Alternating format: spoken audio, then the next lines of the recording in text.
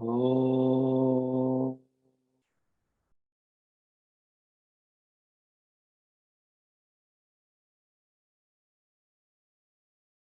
Om.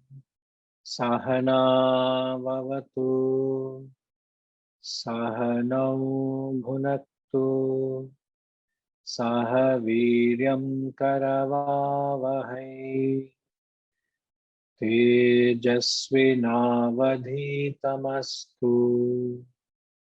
Ma vidvishavahai. Om Shanti Shanti Shanti.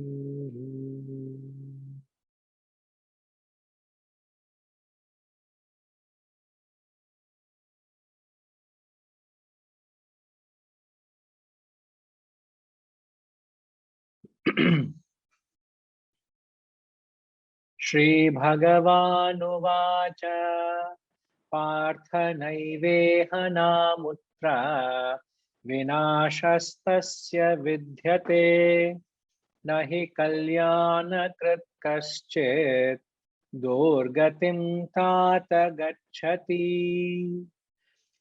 Prapya Punya Kritam Lokan Ushitva Shashvati Samaha Shuchinam Shrimatam Gehe Yoga Bhrashto Bhijayate Athava Yoginam Eva Kule Bhavati Dhimatam Etadvidurlabhataram Loke Janma Yadidrisham Tatra Tam Buddhi Sanyogam Labhate Paurvadehikam Yatate Chatato Bhuyaha Samsiddhau Kuru Nandana Purvabhyasena Tenaiva Hriyate Hyavashopi Saha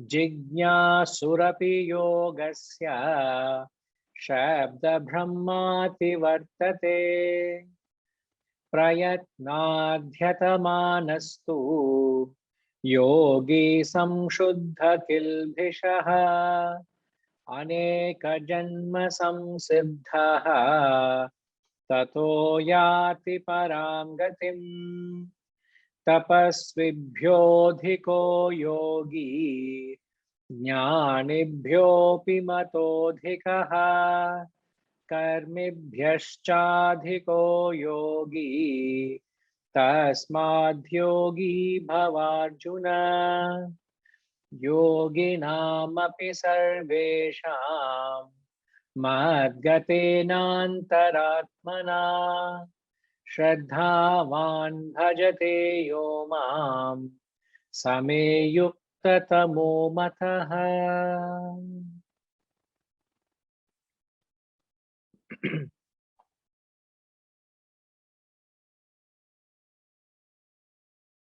Hari Om. Namaskaram to everyone.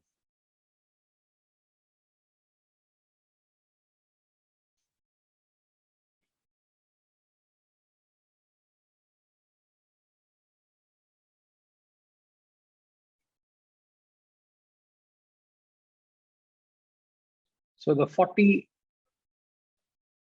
verse, he speaks of a yogi striving with assiduity, completely purified of all sins, perfected through many births, attains the highest goal, Param Gatim. Param Gatim, the highest goal of self-realization. He talks of a yogi striving with assiduity. Now that's what we learned in the 45th verse. Now, the last couple of verses, the concluding verses, he gives importance to be a yogi. As he says, a yogi is far superior to other spiritual practitioners. So let's take up 46, please.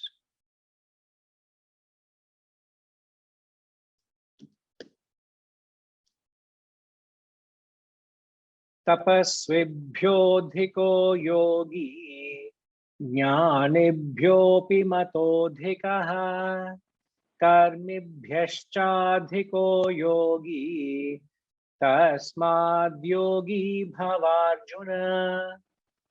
Tapasvibhyodhiko yogi jnanibhyopi matodhikaha karmibhyaschadhiko yogi tasmad yogi bhavarjuna.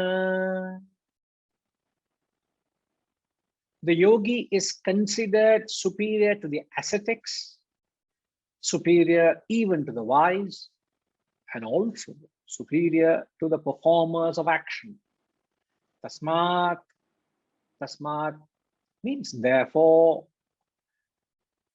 Yogi Bhavarjuna, or Arjuna, be a yogi. Now, wherever and whenever you use the word tasmat, therefore, it only means that you have taken a logical or a rational approach to a particular presentation of a thought.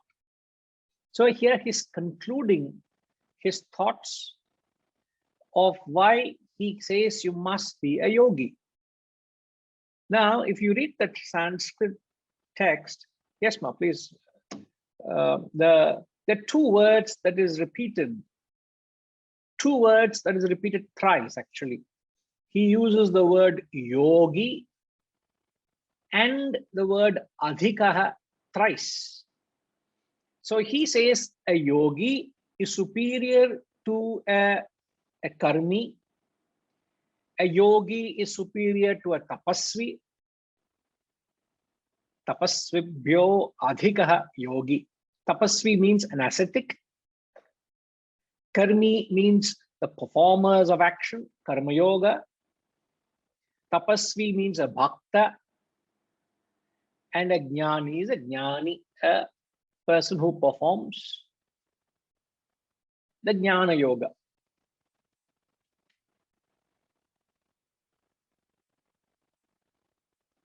Jnanibhya, the wise.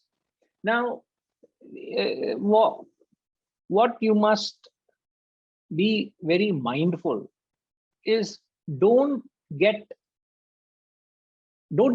the words literally.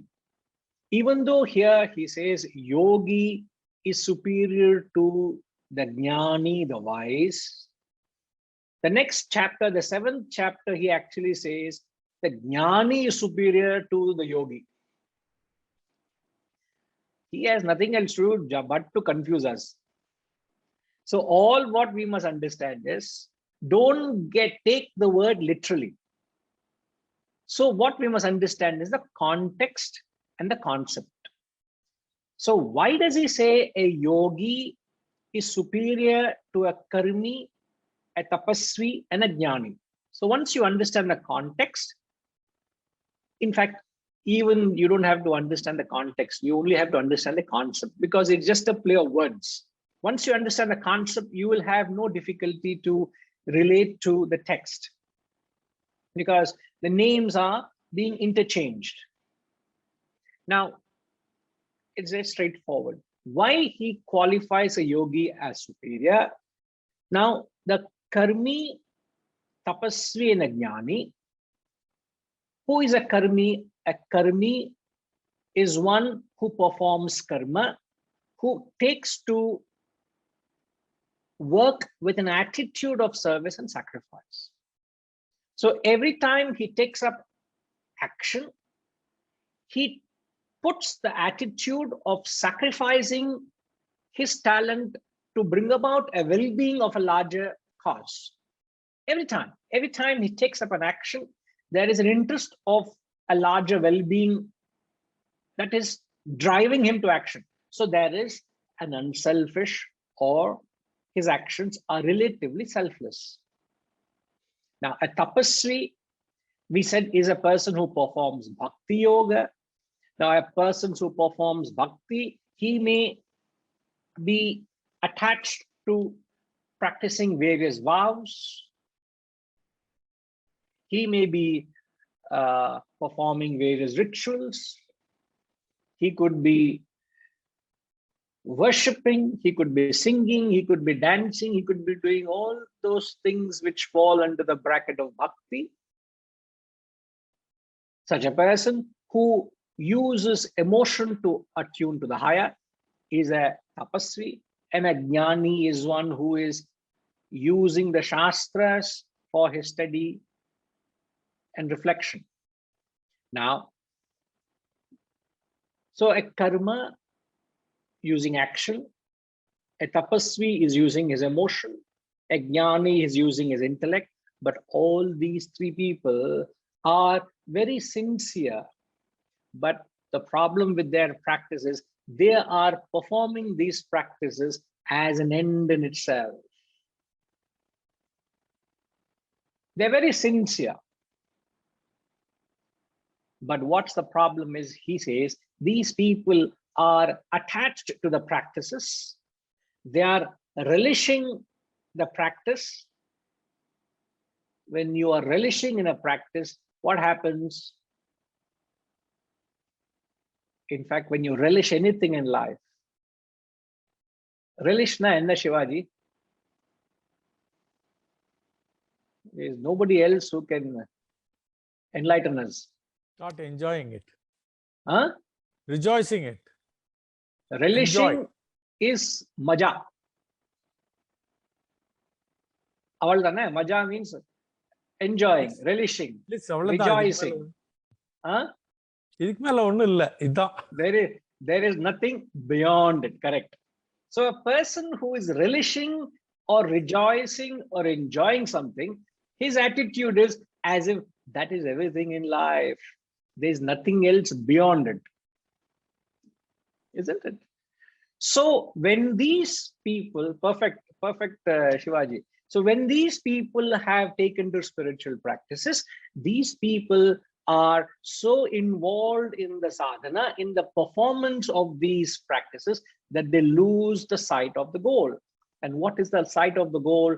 The sight of the goal should be self-realization. These people have no sight of the goal. They're caught up in the practices itself. But a yogi, he says, is superior to all the three, because such a person, he is one who is pursuing that goal with assiduity, as we learned in the 45th verse. Just I read the translation. A person who is striving with assiduity, prayatna dhyatamanastu. Prayatna. 45 podunga Gayatrima.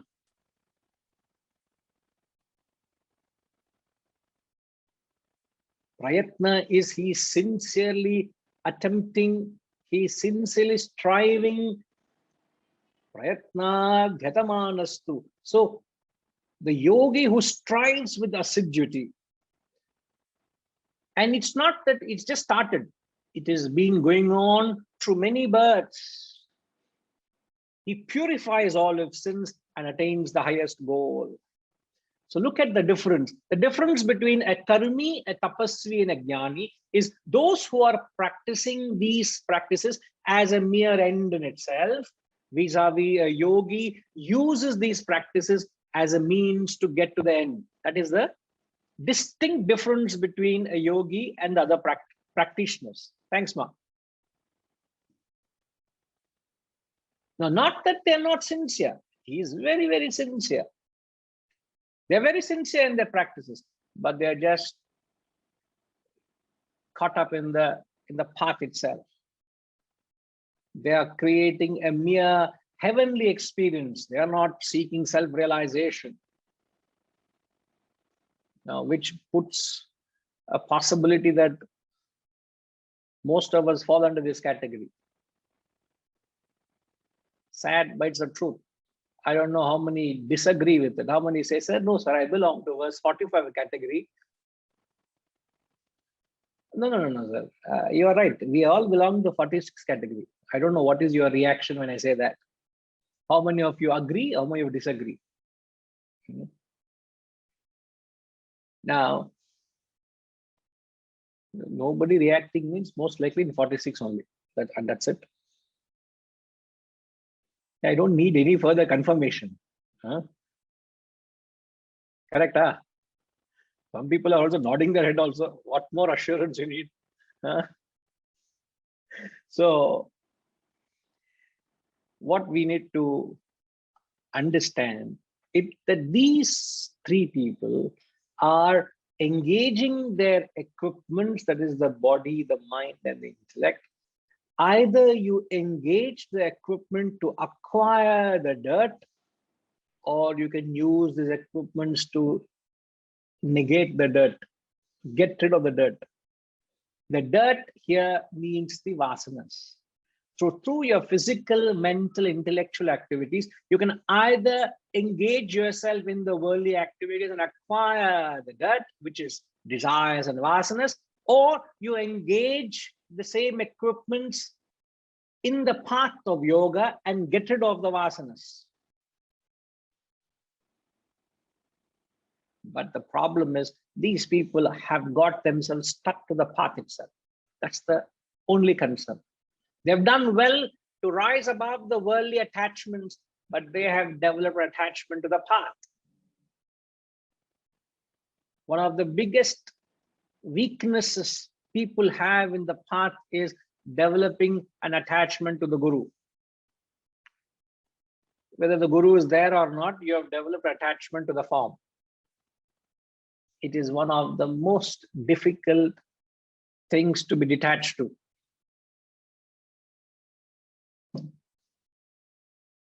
So everywhere you go, you find the personality is overwhelming, suffocating. You should not. Don't hold the personality greater than it requires, because the personality cannot put in the effort for you. Can he or she put the effort for you? No guru can put that effort for you. A guru is just mere signpost. Please understand that. Gives you a direction, that's all. So you use it as a direction to evolve and keep moving. Don't hang on to that post. And don't make a post of that guru and hang it everywhere. Both ways it works. You are hanging on to the guru and you hang the guru everywhere. Wow, I feel sorry for the gurus. Hanging everywhere. So you should not develop any attachment to anything in the path that helps you to the goal. Make diligent use, but don't develop an attachment. But these three people, he says, have developed an attachment.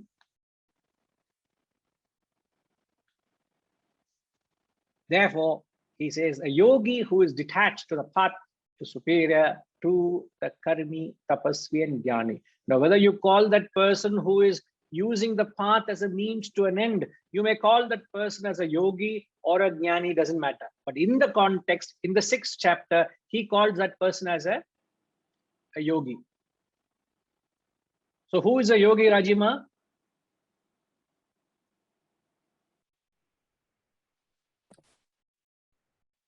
The person who has only a desire for self-realization.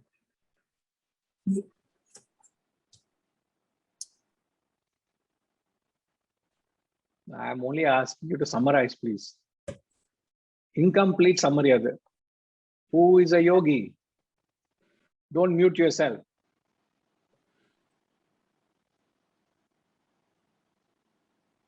A guru can also be a yogi, Guruji. Please, I said, throw aboard all gurus. I've just said now. Now holding on to a guru. Just throw aboard. You don't need any gurus. Push them off the deck into the sea without any. A person who is following the goal with assiduity uses all the practices as a means to the end.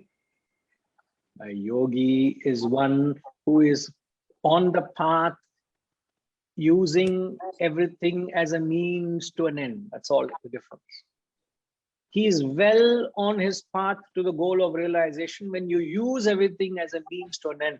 But the moment the means becomes an end in itself, he says, you are stuck. You don't grow, you don't evolve, you don't progress.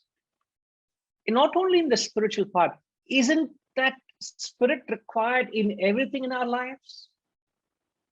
Anything that we come across in our lives, isn't it a means? That's about all, isn't it?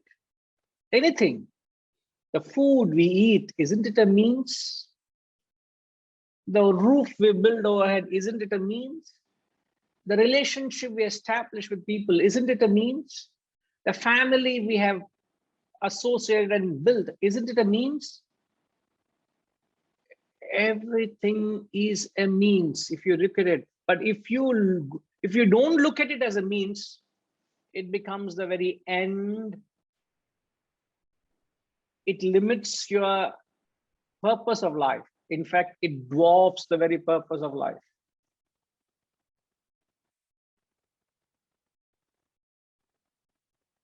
Isn't it, Ramji?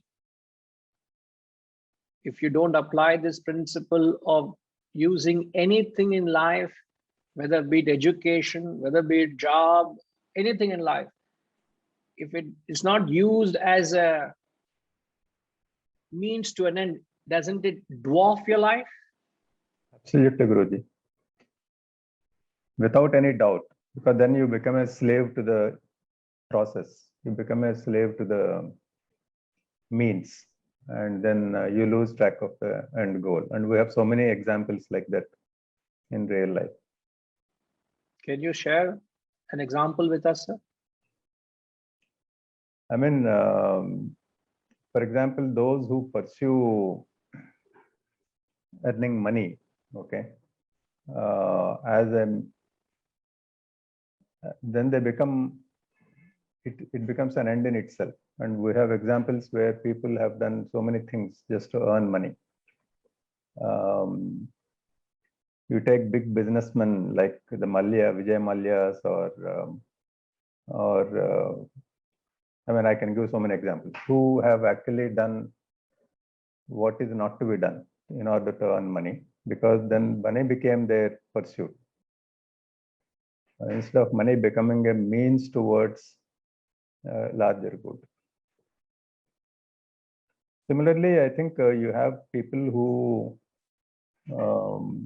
maybe even in the religious path or spiritual path, they will use this as they get attached to the means so much that all the rituals we see, all the celebrations we see, all the processions we see, these are all attachments to the process. And people killing each other in the name of God is all attachment to the process.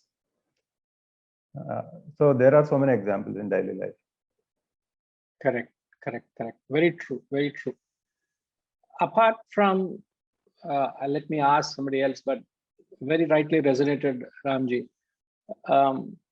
What are the other things perhaps people get involved and make it as an end in itself? Now I'm taking examples and I want it to come from you all so that it will resonate with you. So you will start thinking, you will start applying this principle that what, like example, Ramji said money. Money could be used as a means to an end or an end in itself. The same thing. So the object we are talking here is a neutral element. It's your approach, is your relationship with it that matters. Yes, I think Reddy Garu wants to say something. Yes, sir. Pranam, Guruji. Yes, sir. So when you say means to end, I just go by Mr. Ramji said, and I just recollect the last discussion we had about mining in a gold. I think the challenges which we go through, the earth and churning out. If I remember rightly, about more than 1.5 ton of material has to be mined to get 1 gram of gold. I think the amount of energies has to be spent. So due apologies to the ladies members in this group. So why we are so means to the end for a gold? Why we are so much so passionate about? I could see that in a Corona times also, the jewelry shops are really, really blooming up. And I watched it. I could see that most of the times. So I said, what could be the logic? What could be the reason behind? So we are so fascinated about that. I think there are two countries in the world who amazing gold reserves. One is China and followed by India. So here I just brought this Vedanta back to our day-to-day actions on that. Is there any logic behind, Guruji, where I'm trying, okay, money is the one aspect of it. Money can be any forms. So gold is the one more area. Is the one I think we consider that is a means to the end. Without that, we don't live. I could see the lifestyles currently, what I've been seeing. And in fact, incidentally, I attended one of the function yesterday. I said the glittering. I'm sorry to mention that. Sir, I have a small suggestion. Whenever you go to functions, please carry your shades with you. It will help you, it will really help you, because with the lights and with the glittering, dazzling, you might, it might hurt your eyes, No, either we have to see the personality or we have to see the goal. Is only the distinguished, always challenge in the mind. Due apologies to everyone. If it's literally, as you say, if it is perceived as a means to an end, that is the first step of becoming spiritual. Remember this. Even though here the verse talks that a yogi is superior to a karmi, a tapasvi, and a jnani, these people are already on the spiritual path. Now, if you are engaging in the world as an end in itself, you would call that person as, I ask the question again, I repeat the question. If you are engaging in the worldly practices and all that the world has to offer as an end in itself, then you would become what would you be? Jayama? If you pursue the world as an end in itself, then you would become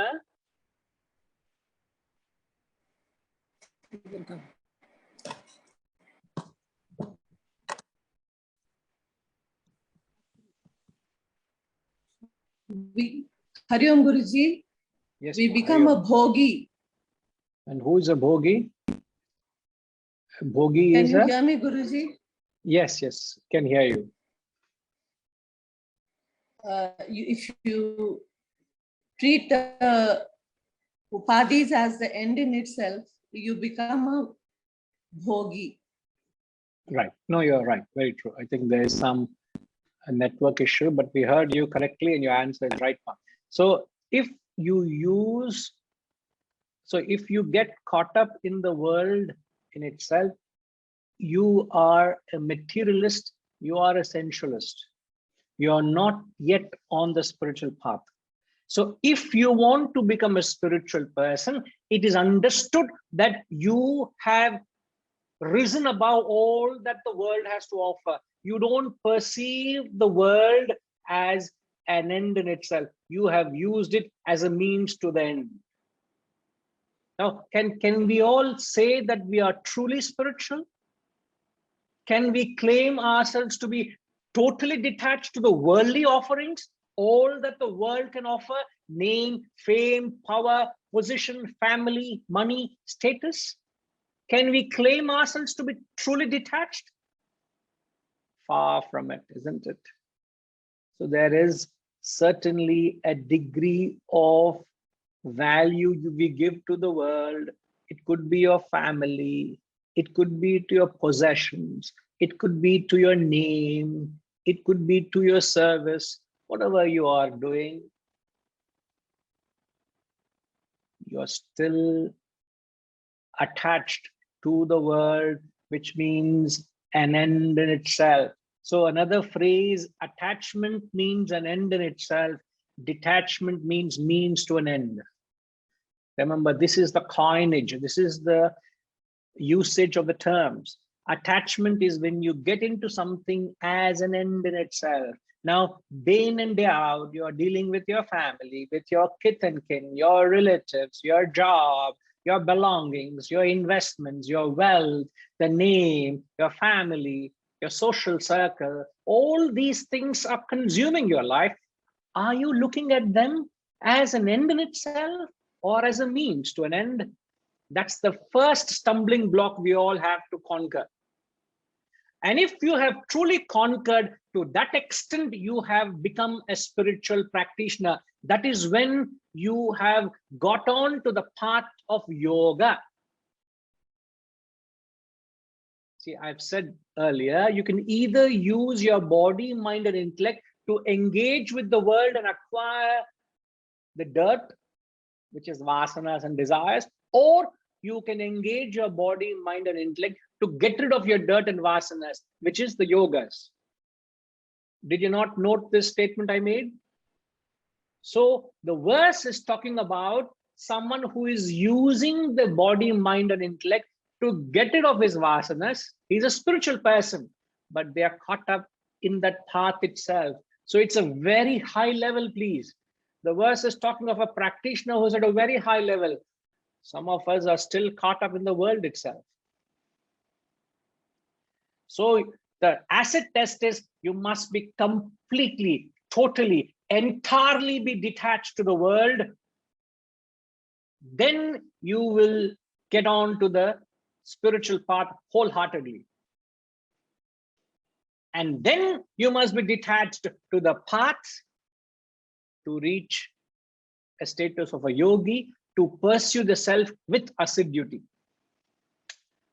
Look at the requirements, look at the qualification, look at the standards we're talking about. Very, very high.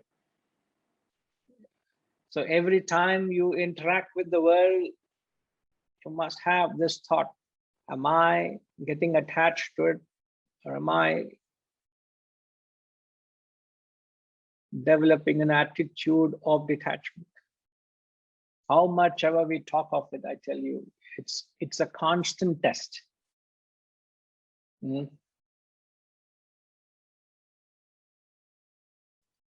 It's a constant test.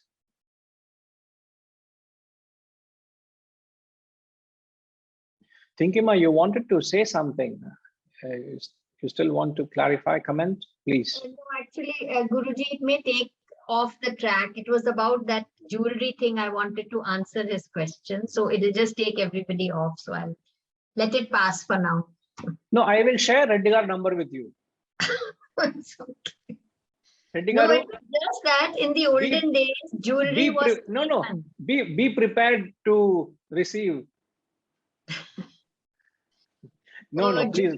Jewelry was Tridhan, the only financial security a woman had, because there was no financial independence, property, house, nothing. And now, if you think about it in modern times, like men invest in shares and property and farmhouses, women invest in jewelry because they not only own it, that they enjoy it also. And then they pass it on also. That's all I wanted to say. I completely endorse it.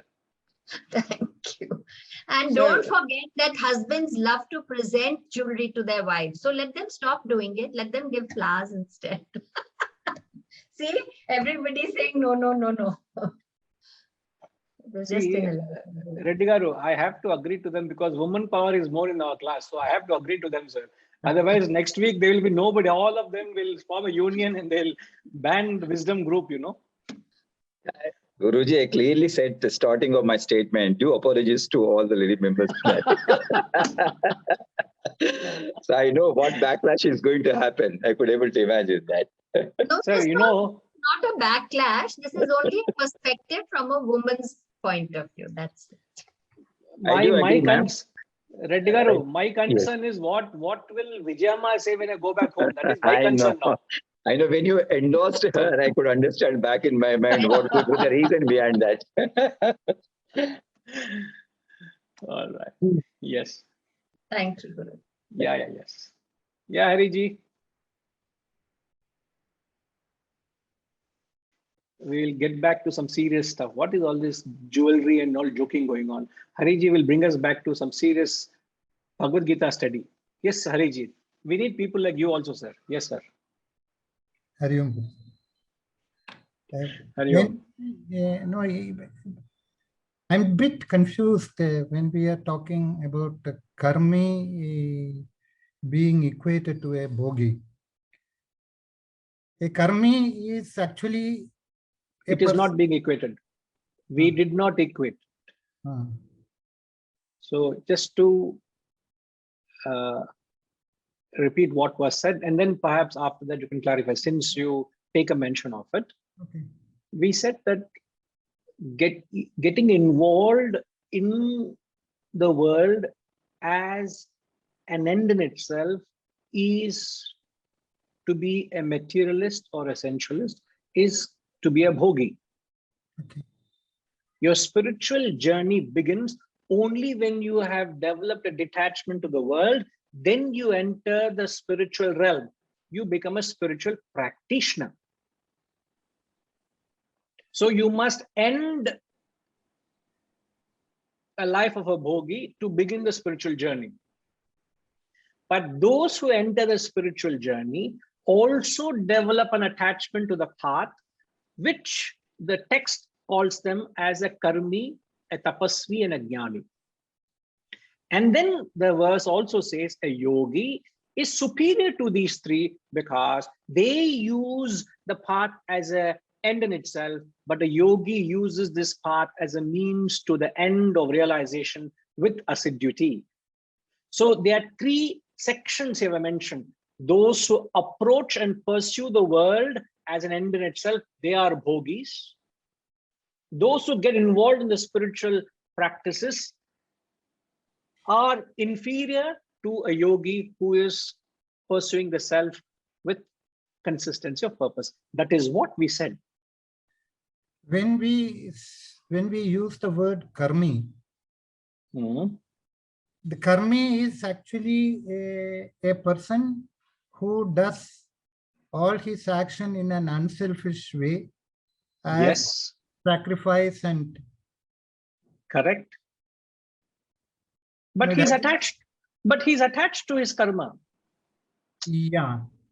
He is doing great service, but he's attached to his service. He doesn't realize that I'm doing service for self-realization. He is doing some charity work, but he is very attached to the charity he's doing. Okay. He's not doing for himself. He's doing for the people. For the service. Yeah. Okay. Okay. Service, but terribly attached to it. Yeah. Okay. He wants to build a temple. He wants to feed the poor. He wants to educate the underprivileged. Yeah. He wants to alleviate the sufferings of people. Yeah.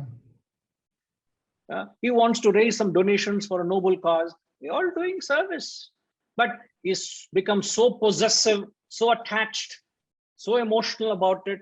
He's got carried away with the work itself, not realizing that he has given up the worldly attachment. He was running a business till then, a vast business empire, terribly attached. He picked up these higher values. He said, I don't want to be attached to the world. He wants to do some seva. He comes here, terribly attached here. Yeah. See, people like Vijay Malaya and all, they may be doing something, but they are not karmis. Because they are doing the work, their ultimate motive is for their own personal benefit. It's not unselfish.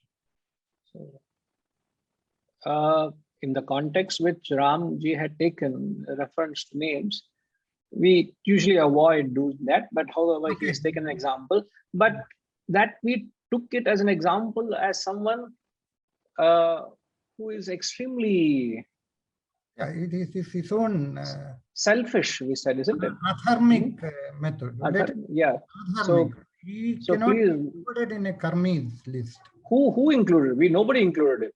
Okay. Okay. No, okay. It was not included. Okay, Ji. Yeah. Okay. Okay then. Okay. Right. All right. So let's take up 47, please.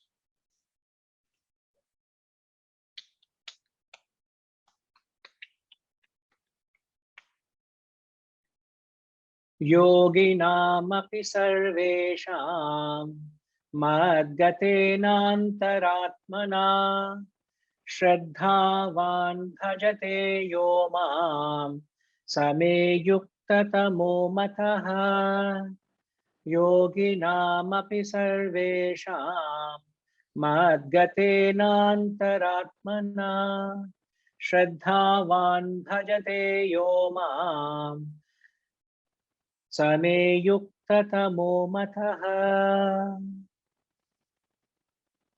And among all yogis, he who with the inner self merged in me worships me with Shraddha, faith, is according to me, he is totally united. Same yukta tamo mataha. Yukta tamaha. The word yuktaha is united. The Sanskrit word. Thank you, Gayatri. So word yuktaha is united. Yukta taraha is more united. Yukta tamaha is most united. So it is positive, comparative, superlative. So he uses a superlative description to one who stands out amongst yogis. Vasantama, till now he said yogi superior, isn't it? Yes. Now here he says, you may be a yogi, but it's not necessary that every yogi reaches me. So how does he qualify the verse? How does he qualify a yogi further here? For your help, we'll share the translation again. So the question is, how does he further qualify a yogi in this verse? The last verse of the text. Shraddha. I know now you don't need translation also. Very good. So a yogi itself is rare, and a yogi not necessarily has Shraddha. Now what is Shraddha? Shraddha is total faith in the path he is taking for self-realization. In fact, the word Shraddha is translated in English as faith, isn't it? It's translated as faith for the simple reason there is no English word equivalent to Shraddha. So faith is actually, in fact, I would say all of you have faith. So much faith in the text, in the path, in the journey. But I'm not saying you don't, but I would question whether I would not know how many of you have the Shraddha to get to self-realization. So there is a clear difference between having faith and having Shraddha. So obviously Shraddha is beyond faith.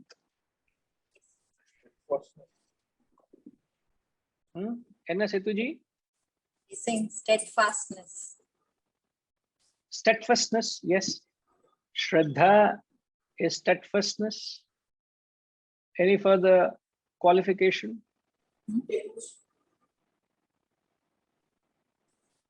Devotion, total belief in the system, what you are doing. Total belief in the system. It can't be a mere belief. It is of the qualities of steadfastness.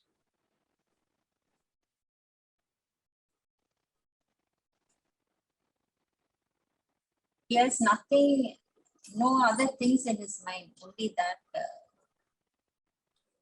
Giving 100%. Giving 100%.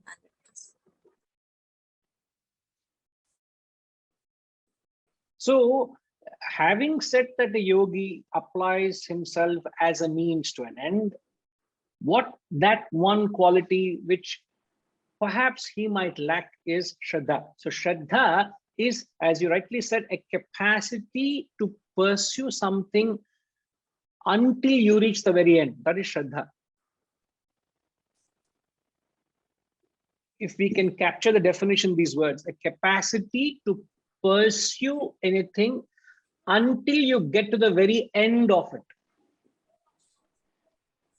Means the action is taken up with such fervor, with such consistency of purpose, with such steadfastness, as you said, that you would not give up that action until it merges with the goal. And we learn from the rivers. The rivers have a Shraddha, as it were, the rivers form in the mountains. You know, the trickles here, trickle there, a rivulet here, a stream there, come together to form a river. And right from the mountains, they come down into the plains, into the fields.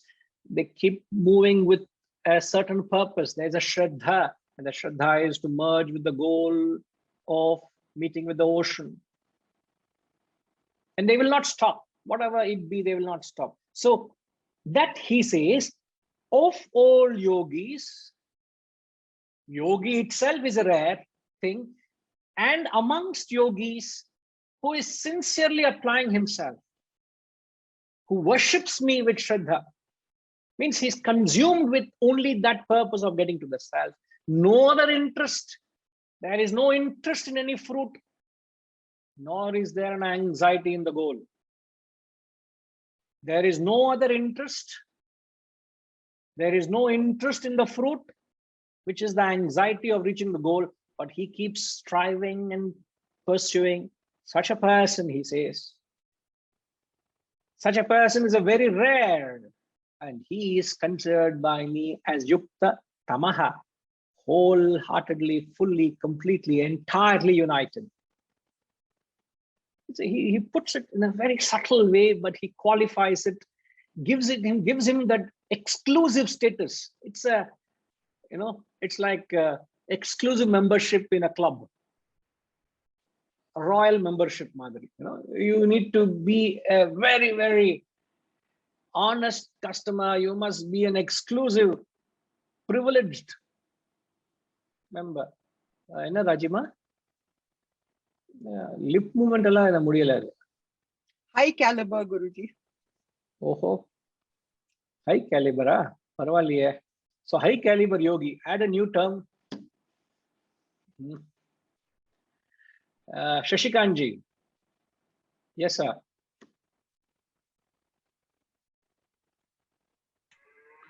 Hari Om ji. Namaskar, Hari Om. Yes, sir. I was thinking that this faith may referring something to a total, you know, maybe surrender to the ultimate. The yogi or those who pursue the ways is concerned, ultimately with the bhakti, with the devotion, ending with maybe a surrender. The surrender ends with, you know, everything, ultimately. Indeed, indeed. You have to, as he says, completely worshipping me means total surrender. You know? So Exactly. yes, there is that certainly that element of surrender, complete faith, complete faith. There is steadfastness. There is this clear purpose, and thereafter there is no interest in anything else but the goal of realization. And interestingly, each one of us have to follow our path of Swadharma. So you can follow your path of Swadharma. No. Preeti. Are you there, Preeti? Yes, I am. Good to have you. But why don't I see you? I am in quarantine. Let me see. Quarantine only physically. For video, there's no quarantine. Can you see me now?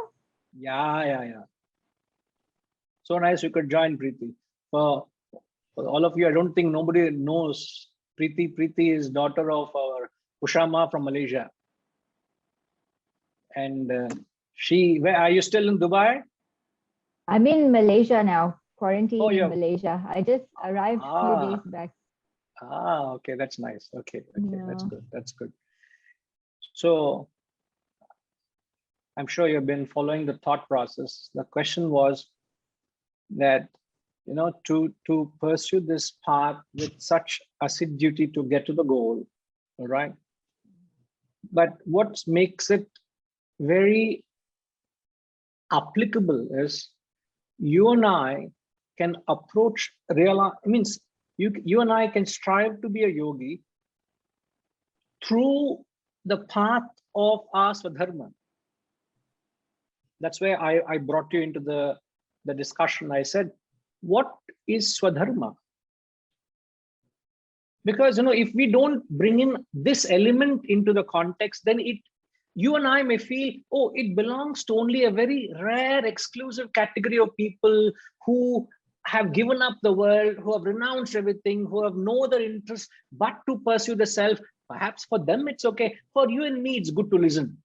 Now, just to remove that negative perception to this context, I'm saying you must plow through your Swadharma. So what is your understanding of that, Preeti? You're testing me here. No. No, I think I have a view on it. And I think everyone's Swadharma is different. So your sense of righteousness, what's right and what's wrong, I think that is individual in a way. And yeah, I think it's the sense of right and wrong. Maybe that's the easiest way to put it. Now, Preeti, if I can help you with this, okay? Now, we are all different individuals, which you rightly said, different individuals have different dharmas, different vasanas, isn't it? Yes. But yet, we all are here with one common interest, which is to learn this higher truths, isn't it? Yep. Even I go one step ahead and say, perhaps we're all here interested to seek the truth, which is self-realization. Some may say, no, I'm not here for self-realization, sir. I'm just here to be a part of the journey. But even if I say that we are here to seek self-realization, is it wrong? No, it's not wrong. It's not wrong. So therefore, all of us are seeking one common goal, which is the truth, which is realization. But the roadmap which Preeti has is not what Gayatri Ma has, is not what Ramji has, is not what Padmini Ma has, is not what Setuji have. So the path each one have to take to get to the self. Now, what is the roadmap to get to the self? That's individual. That individual roadmap is known as through your Swadharma. So you can get along your path which you have, which is defined by your own nature, by your vasanas. But how do you get to the goal of realization? If you've just been following what I started off by explaining, how should be our approach in the path of Swadharma? I'm just repeating, asking you to repeat what I said, connecting with Swadharma. So I use my Swadharma, you use your Swadharma. But how do you get to the goal of realization through Swadharma? What was that? We said, okay, even to help you further, you must live a life of detachment. Now, what is detachment? What is it?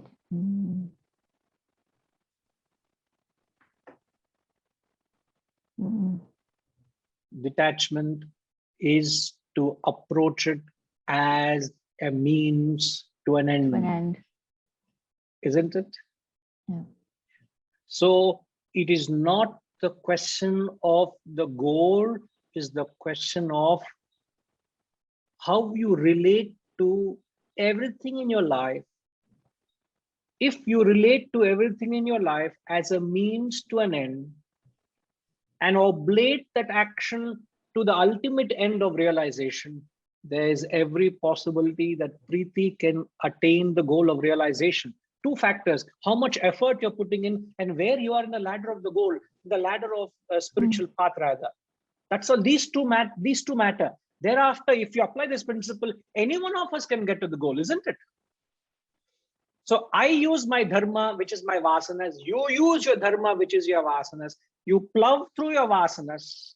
You operate in your dharma. You operate in your field, but you operate with a spirit of detachment, which is to means to an end, no attachment to it.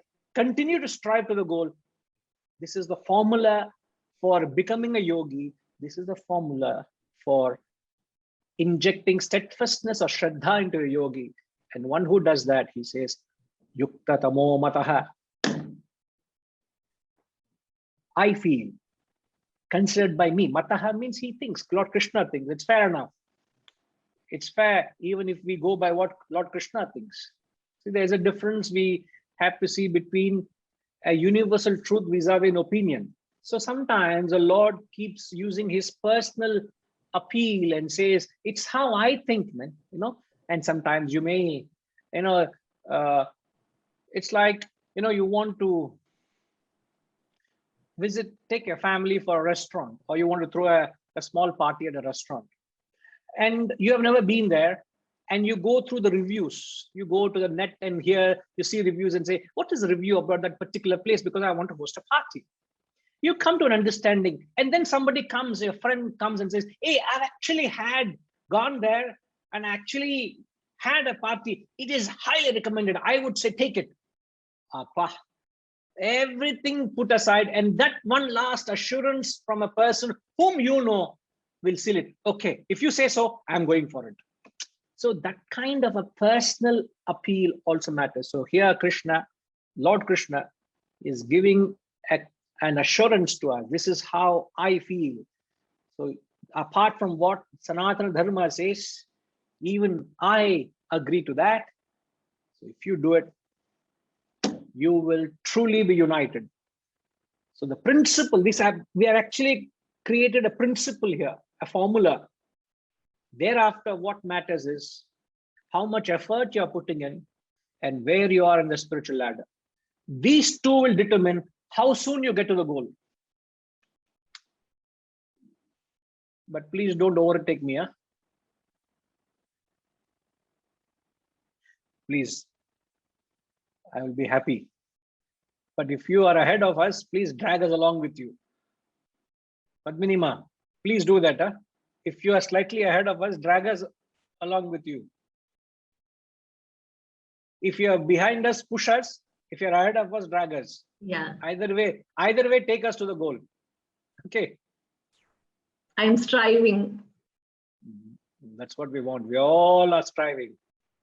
But only one person is striving assiduously. Rajima is only one assiduously striving. That title goes to her only. Perfect, ma. Perfect. Yes, Harishji, something to say?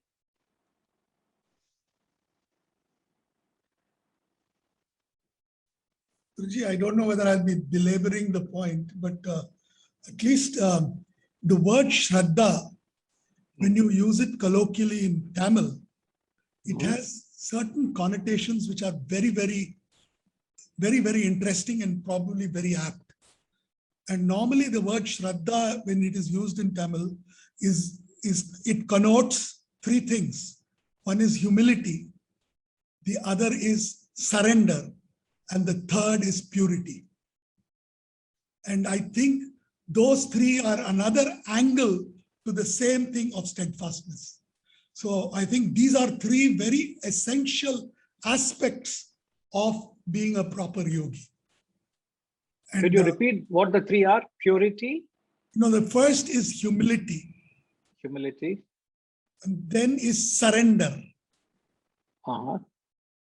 Like you say, Shabari surrendered, you know, it was surrender.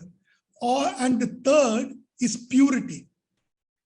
Now, how are these three terms, humility, surrender, and purity, drawn out of Shraddha? What's the connect? See, when you say somebody is doing something with Shraddha, this is normally the connotation in Tamil. Oh, in Tamil, okay. In Tamil, like for example, somebody comes to your house and you generally say, or a puja is done, you say Rompa Shraddhaya Panna. What is the connotation? The connotation is you did it with humility, surrender, and above all with complete purity and single-mindedness of this. Interesting. It truly embellishes the quality of Shraddha. Yes. It does. Above all. Perfect. Thank you, Ji. Yes, Gayatri Ma, the concluding section.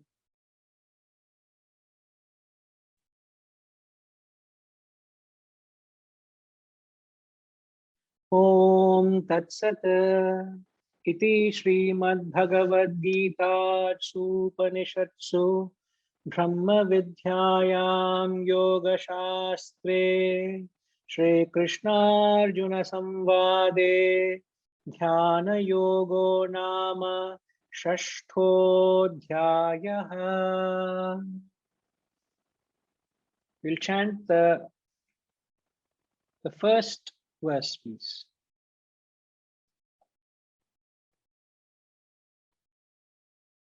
Shri Bhagavanu Vacha Anashrita Karma Phalam Karyam Karma Karoti Yaha Sasanyasi Cha Yogi Cha Na Niragdirna Chakriyaha. You may forget the entire 6th chapter, but do not forget the first mantra of the 6th chapter. Anashrita karma phalam karyam karma karotyah. As we just said, can I have the verse again, ma, please? Anashrita karma phalam karyam karma karotyah. He who does his bounden duty, renouncing the fruit of attachment. He who does his bounden duty without depending on the fruit of action, he is a sannyasi and a yogi, not the one without fire, not the one without action. Must have the goal. The fire is the goal, and you must strive to the goal. And how do you strive? Inna avasrama. Why are you rushing? You must have the fire, which he says as Agni. Nacha kriya. Akriya means one without, not the one without action. So this is precisely what we concluded. I said you must perform your duties based on your dharma. And if you perform your duty based on your swadharma, renouncing the fruit of action, you are a yogi. And that which influences your dharma is you must have the fire, which is the higher goal, perhaps the highest goal of realization. You must plunge into the action. And then he says, you are, such a person is a yogi.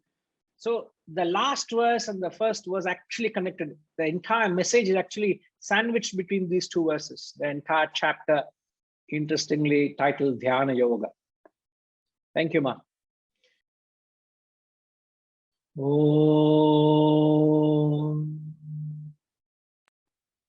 Purnamada Purnamidam Purna Purnamudachyate Purnasya Purnamadaya Purnamevavashishyate.